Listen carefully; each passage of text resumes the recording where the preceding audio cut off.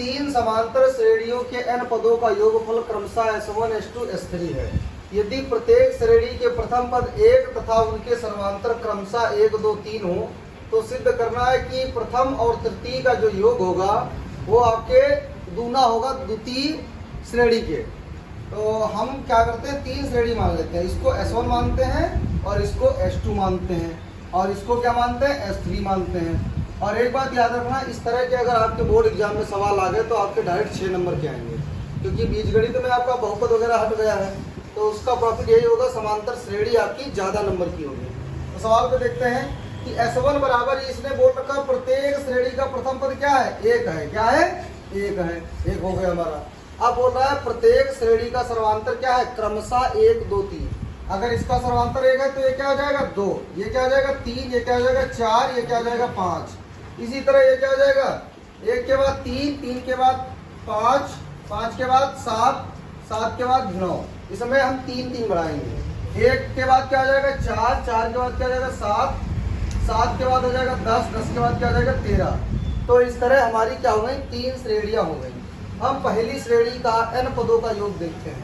हमें पता है कि S1 बराबर क्या होता है, n/2 और 2a plus n-1 into D. और हमें ये भी पता है कि a बराबर क्या है, 1, तो n/2 लिखते हैं और लिखते हैं कि 2 × 1 प्लस n-1। डी का मान कितना है, 1। तो क्या है, इधर बचा n/2, 2 × 1 2 और क्या बचा n-1। तो 2 में से 1 गया तो क्या होगा, 1, n/2 और n+1।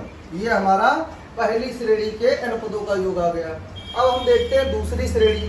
दूसरी श्रेणी में हम ये देखते हैं कि S2 बराबर भाई n/2 और क्या हो जाएगा, 2a, तो 2 × 1, 2a plus n-1 into D.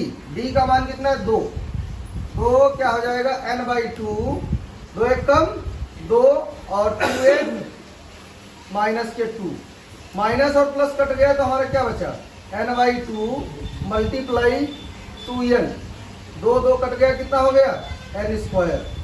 अब हम तीसरी श्रेणी पे देखते हैं, जो हमारी तीसरी अंतिम श्रेणी बची है।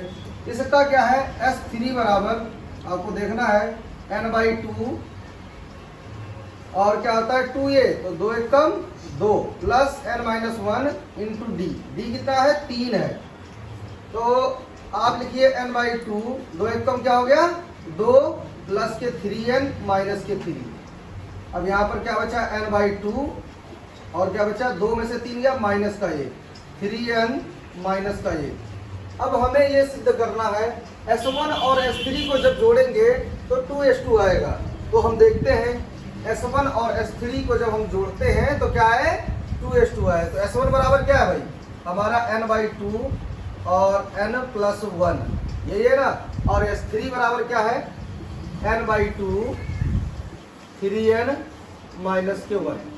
बराबर हमें क्या लाना है कि 2S2, S2 का मान ये है, S2 का मान n² है, तो क्या हो जाएगा, 2n²। अच्छा, n/2 कॉमन ले लेते हैं तो क्या हो जाएगा, n+1 प्लस के 3n और माइनस के 1।